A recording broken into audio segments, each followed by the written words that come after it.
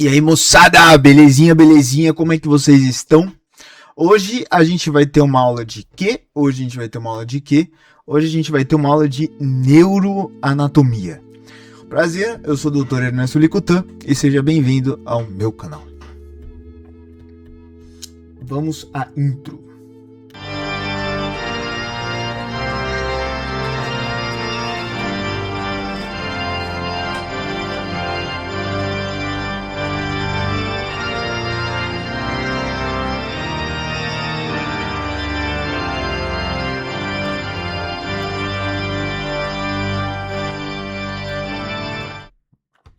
A anatomia é uma ciência sistemática, descritiva e universal.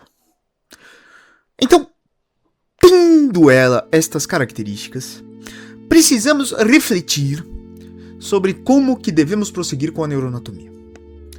Primeiro, precisamos entender a neuroanatomia por meio de uma visão sistemática, ou seja, precisamos entender quais são os sistemas, ou seja, os elementos corporais que apresentam um conjunto em comum de características que envolvem um campo funcional em comum, que operam a anatomia do cérebro.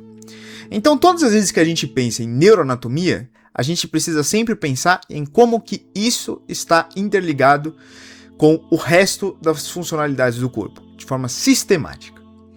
Segundo, a descrição é importante. Não a descrição, que é a capacidade daquele de ser inibido em um contexto social, mas sim a descrição, ou seja, o ato de você explicar pelas minúcias aquilo que concerne a coisa.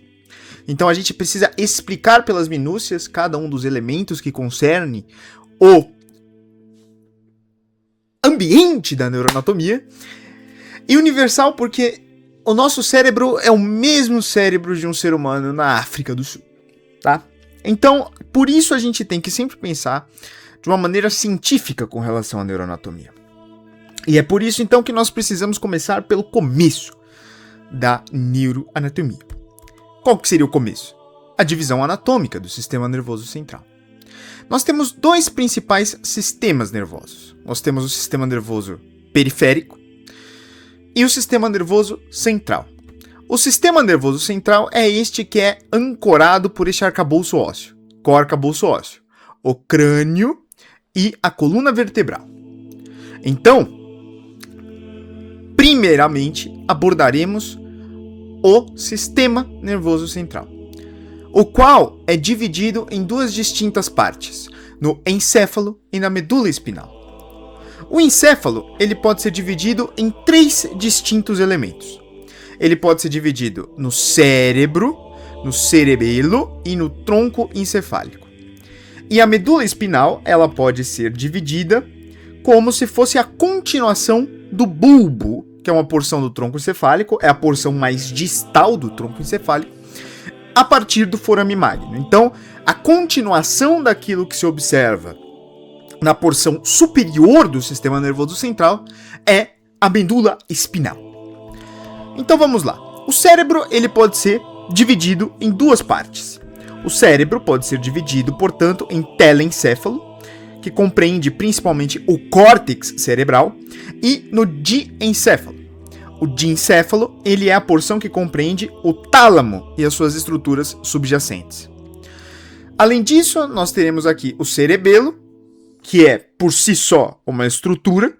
E nós temos aqui também o tronco encefálico. O tronco encefálico, ele é partido em três distintos elementos. No mesencéfalo, ou seja, na porção que interliga o cérebro com o tronco encefálico, por isso que ele chama mesencéfalo, porque a gente vai ter uma parte final, que vai ser o tronco encefálico, né, o bulbo propriamente dito, e o início ali da medula espinal, e a gente vai ter uma parte inicial que vai ser o cérebro. Então, o cérebro que vai compreender o telencéfalo e o diencéfalo. O mesencéfalo é a porção que está no meio, certo? Por isso que se chama. Nós temos também a pons, a ponte e o bulbo. também conhecida nos livros de anatomia gringos como medula oblonga. Então, podemos agora ir para uma divisão funcional do sistema nervoso central. Esta divisão funcional se dá entre o sistema nervoso central somático, que deriva dos somitos no desenvolvimento embrionário, e o sistema nervoso visceral, que é aquele que inerva as vísceras.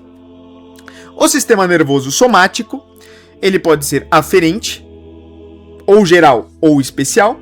Se for geral, é de todas as outras coisas, menos dos nervos cranianos. Especial são dos nervos cranianos.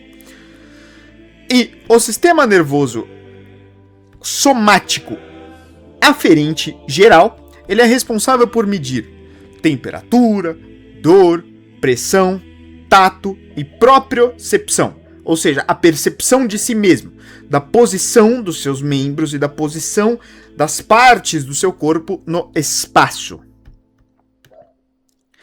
E nós temos também aqui o sistema nervoso somático aferente especial, que ele é aquela porção associada aos nervos cranianos, como eu já disse, responsável pela visão, pela audição e pelo equilíbrio. Certo? Beleza? Depois disso, nós temos aqui o sistema nervoso somático eferente. Lembrando, aferente é aquele que leva a informação. Eferente é aquele que recebe a informação. Eferente é aquele que leva a informação, aquele que efetua a informação. E o sistema nervoso somático eferente, ele tem como principal fundamento o controle dos músculos esqueléticos que derivam dos miótomos. Os miótomos são estruturas que derivam dos somitos durante o desenvolvimento embrionário. E nós temos também o sistema nervoso central visceral, ou aferente, o qual pode ser geral também, que não concerne aos nervos cranianos, ou especial. Se ele for geral, ele é responsável pela dor visceral. Ai, minha barriga! Oh não! E pela sensação de plenitude gástrica. E se ele for especial, ele é responsável pela gustação e pelo olfato. Certo? Muito bom, muito bom. E ele também pode ser o sistema nervoso central, visceral eferente, o qual pode ser também geral ou especial.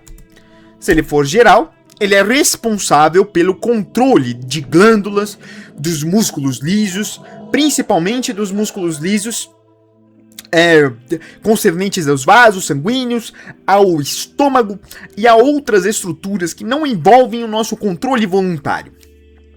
E também é responsável pelo músculo liso e pelo músculo cardíaco, certo? O qual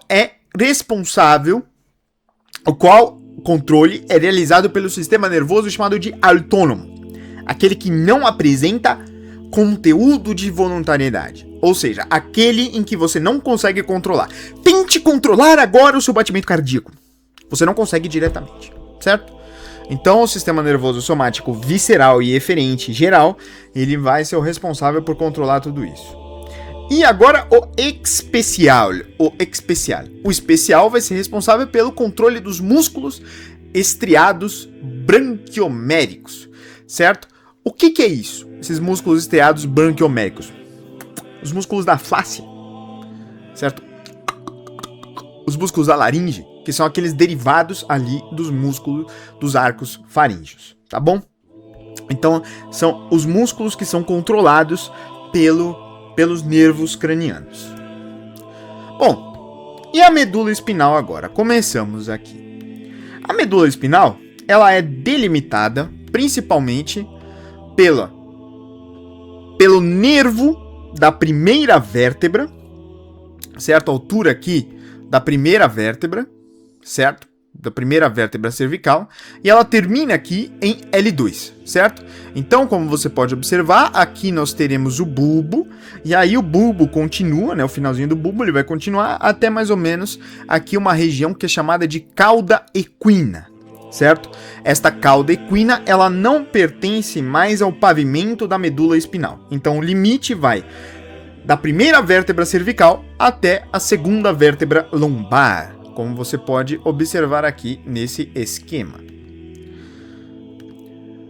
Então, nós teremos aqui uma porção terminal que ela é conificada, que ela parece um cone. O nome desta porção é chamada de cone medular. E nós teremos aqui uma porção terminal, que já não pertence mais ao pavimento anatômico da medula espinal, que é chamada de cauda equina. Qual é a anatomia da medula espinal? Superficialmente, a gente pode observar aqui a substância cinzenta, certo? Que está aqui nesta forma de H ou de borboleta. Esta forma de H ou de borboleta é conhecido como H medular. É aqui que estão os corpos celulares dos neurônios, que vão sair aqui pelos axônios subjacentes. E nós temos aqui a substância branca, que é onde a gente vai ter uma rica porção mielinizada. Nós teremos aqui no centro a fissura mediana anterior, que ela vai separar aqui estes pavimentos medulares. E nós temos aqui no final, na porção mais profunda da fissura mediana anterior, um aumento, uma comissura, certo? Um buraco maior, uma comissura, que é uma comissura que está na parte da frente. Uma comissura na parte da frente, nos animais cefalizados, ela é conhecida como comissura anterior. Agora, nós temos aqui os sulcos medulares, que é da onde saem essas raízes nervosas que imbricarão nos nervos. Nós temos aqui os dois sulcos, o sulco anterolateral direito e o sulco anterolateral esquerdo. E na parte posterior, nós teremos aqui os sulcos posterolaterais. Sulco posterolateral direito, sulco posterolateral esquerdo.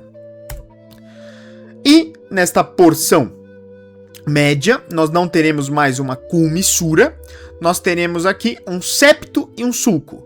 O septo mediano posterior e nós teremos aqui o sulco mediano posterior. Aqui nós temos uma visão lateralizada da medula espinal. Nós temos aqui o H medular, as raízes nervosas anteriores, as raízes nervosas posteriores. Nós temos aqui o nossa querida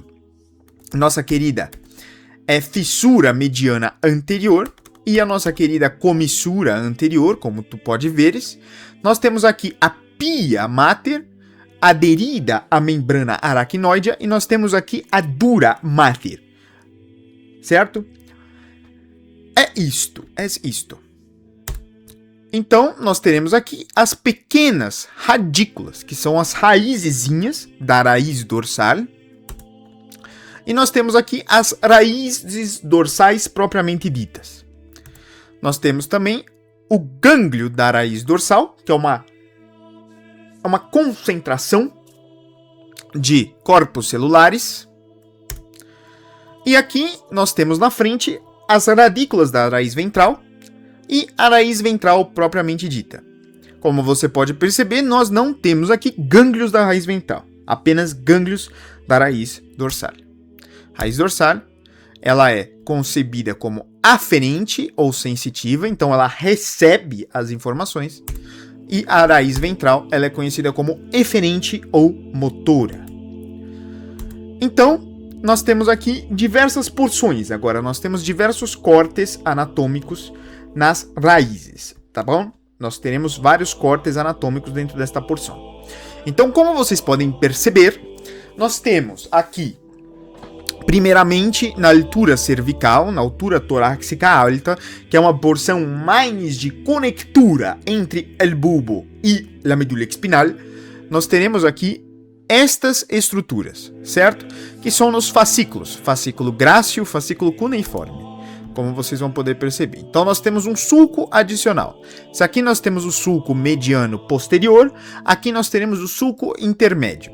O sulco intermédio ele é responsável por fazer a separação entre o fascículo grácil, certo? Que é aquele que traz informações dos membros inferiores e do tronco inferior, e o fascículo cuneiforme, que é aquele que traz informações dos membros superiores e da porção superior do tronco, tá? Na porção torácica média, nós não temos isso. Nós temos um H medular estendido, e como você pode perceber, a gente vai ter 3 cornos aqui. Antes a gente tinha 2 cornos. Corno é um chifre, tá? O chifre da medula. Aqui, ó, você pode observar que você vai ter um corno posterior, um corno anterior, um corno anterior, um corno posterior. Aqui agora você vai ter um corno no meio, como você pode perceber, ó, tem um chifrinho adicional aqui, ó. Um chifrinho adicional. Então a gente vai ter aqui o corno posterior, o corno médio e o corno anterior. Corno médio, que na verdade é corno lateral. Perdão. Corno lateral e o corno anterior. Certo? Então, o que acontece? Na substância cinzenta, esse corno anterior aqui, ó, ele tem o quê? Ele tem uma função motora, certo? E justamente pelo fato de que grande parte das vértebras torácicas e grande parte ali daquela porção, não das vértebras, mas sim daquela porção medular torácica, é responsável por fazer com que a gente tenha, como eu posso dizer, uma grande movimentação do tronco e dos membros, a gente precisa ter essa porção mais alargada, tá bom? Já o corno posterior, que ele é sensitivo, aferente, ele é mais afilado, certo? Como vocês podem perceber aqui. E o corno lateral tem uma função motora específica, que é uma função motora visceral, certo? Responsável ali pelo movimento dos nossos órgãos internos, das nossas vísceras. Então, esse movimento das nossas vísceras é um movimento de músculos do sistema nervoso autônomo, musculatura lisa, principalmente.